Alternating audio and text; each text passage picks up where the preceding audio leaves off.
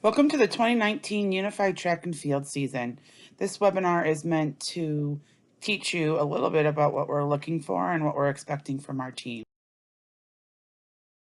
Just a reminder that everything we do in Unified Champion Schools kind of revolves around three programming areas: Unified Sports, Inclusive Youth Leadership, and Whole School Involvement.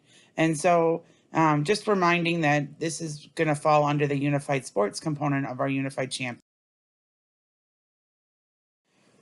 When you talk about unified sports, we kind of have a philosophy statement that unified sports in Illinois are competitive. We don't just participate. And so there are other variations of unified sports. Recreational is one of them. And just in Illinois, we really do focus on the competitive aspect of our unified sports. We believe that sports teach a variety of different life lessons for our athletes, and that everyone benefits from a shared interest and allows friendships to form. It allows for positive change within students' lives. And again, we have high expectations for every participant within our program, both those with and without intellectual disabilities. When we talk about eligibility for the Unified Track program, we talk about a unified partner or somebody without an intellectual disability. This individual must not be on their varsity track and field, sectional, or state roster, just to make sure that they're not breaking any compliance rules. The unified partner must be registered within Special Olympics processes, which means they need to go online and complete a Class A registration with Special Olympics. They make sure that they mark that they are a unified partner. If they do not mark that, then they will not be valid. So they do need to mark that they are a unified partner. And based on their age that they are, it will require different things for participation. It's important to note that unified partners are competitors. They are not helpers on the field. They are actually competing, and that they are not a coach. They are not somebody that's supporting the event. They are a competitor. Olympics athlete is somebody with an intellectual disability. They must have a valid medical application on file with Special Olympics. They must be receiving some type of special education services through the school district. And then when we talk about high school, we have made some amendments to the age and rules, meaning that somebody who is registered at their high school in the transition program can be a part of their Special Olympics unified track team. So somebody who might be 19 or 20 but still receiving services from school and still attending school can also participate. We have a few different events that we're offering for the Unified Track and Field. We have the 100-meter run, the 200-meter run, the 400-meter run, the 4x100, meaning 4 100-meter races with a relay, the running long jump, and the shot put. Those are the different events that we will offer as part of Unified. As you are selecting your team to participate in the track meet, think about a couple of things. The principle of meaningful involvement. What that means is that everybody is a contributing member to the team. Whether they're the fastest or the slowest runner, doesn't matter. Everyone's a contributing member of the team. Make sure that you're selecting the appropriate events for your athletes and partners, that there's not something that's beyond their ability level or too easy for them. I would make sure that you have qualified coaching staff that are helping you and that you're selecting the right teammates to be out there together. We do encourage you to have regular training and competition prior to coming to one of our events. We will follow all Illinois High School Association rules, and we do ask that the school commit resources to making sure that this team is successful. When you're looking to make up your team, let's talk about the demographics. You want approximately 12 to 20 members, and we'll get into why you want that number here in a minute when we talk about how you're going to register people. You want it to be about 50% athlete and 50% partner. So meaning that 50% of them have Special Olympics athletes and 50% are Special Olympics unified partners. It can be co-ed. There is no limit. It could be all female. It could be all male. It can be a little bit of both. There's no limit on either or. Your relay team must be 2 Special Olympics athletes and 2 unified partners. So keep that in mind. And then when we are at the meets, we will break up into 2. So we'll have a division for middle school students, and then we'll have one for high school. So middle school will not be competing against high school. It will just be happening at the same event.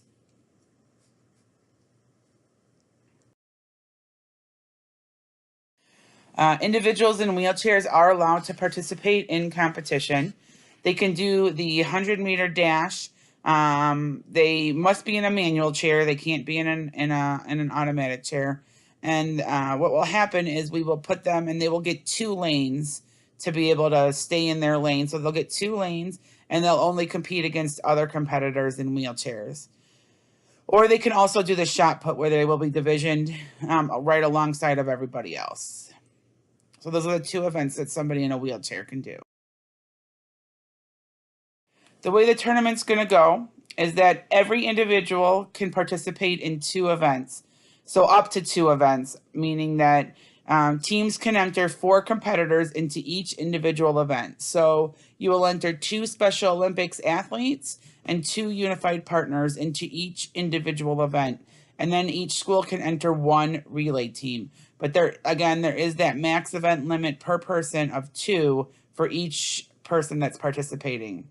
That does include a relay. So if I do the relay, I can only do 1 additional event. We will take all of the registrants, and we will put them into the computer, and we will division based on the ability, based on the scores that you have submitted.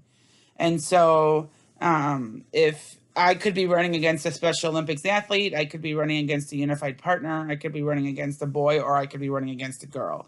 So once they're put into the system, it'll just be by ability. And for this year, we're not going to run like in a typical team tournament.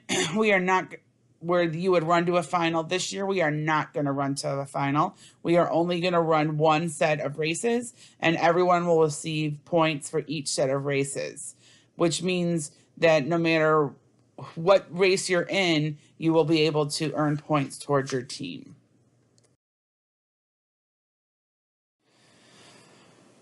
Alternate, we do encourage you to have some alternates on your team if possible, so that in case somebody is not available or doesn't come on the day of the event, you're able to enact one of your alternates.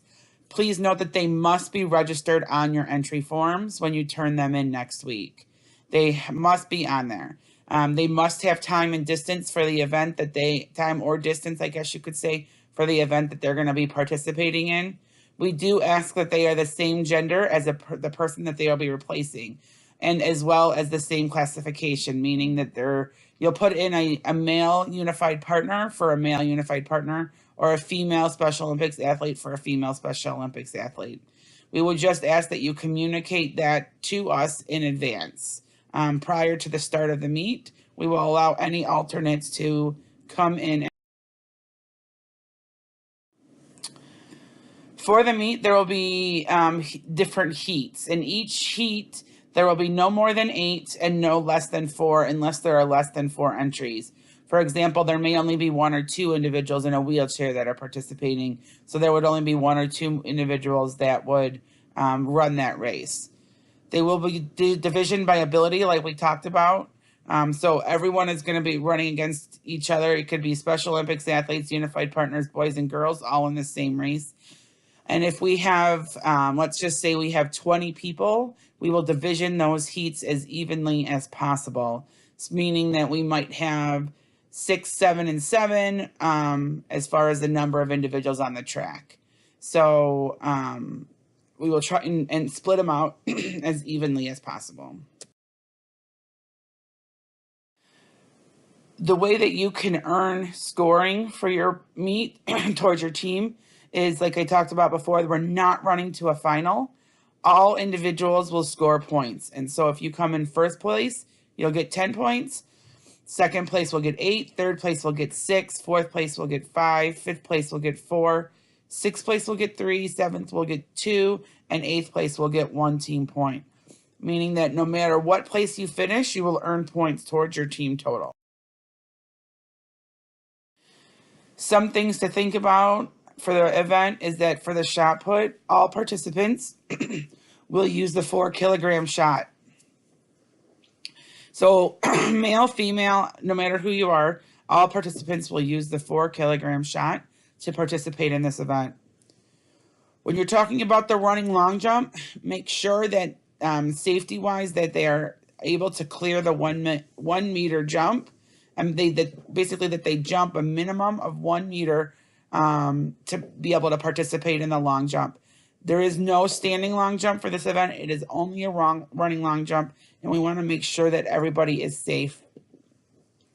And then also, when you're making your event selection, remember that there's only 2 events per person, so make sure that you are choosing the right events.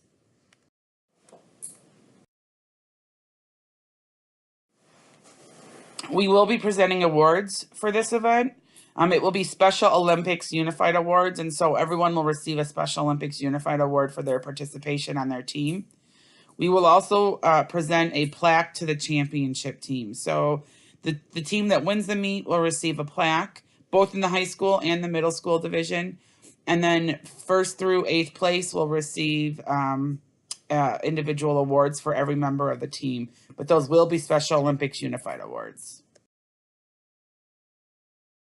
For coaches, we do encourage that you've gone online and taken the National Federation of High Schools online Unified Sports Training class. That is not mandatory, but it is suggested.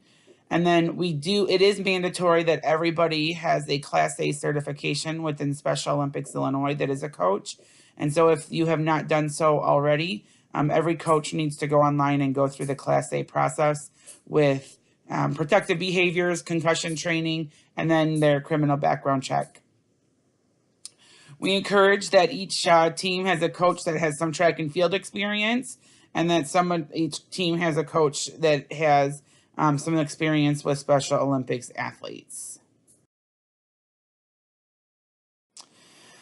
So for registration, there is a drive that has all of the different the registration forms with it. If you go through them and you have any questions, please feel free to contact me. All of the registration lists are due by April 15th at 4 o'clock on that Monday. I do ask that those lists come in so that we can check paperwork. We can wait on the times and distances to be updated until the following week to be able to division for the tournament or for the meet. But we do need to be able to start checking paperwork. So that's why we just need to at least have your team listing and your coach's listing prior to April 15th. If you are having some difficulties, if you have questions, please feel free to give me a call and I can help you through this process. I'm happy to do anything I can to be able to help you get a team going. I also wanted to add that Special Olympics does have some equipment kits available for any school that's in need of track and field supplies. It includes stopwatches, shot put, batons, things that you might need to be able to participate for track and field. I could have that to you almost within a day. And so if you do need that equipment kit, just let me know and I'm happy to send you one. If you have questions, contact Jen, 630-200-7693. And we look forward to having you be a part of the first ever Unified Track and Field meet. Thanks so much.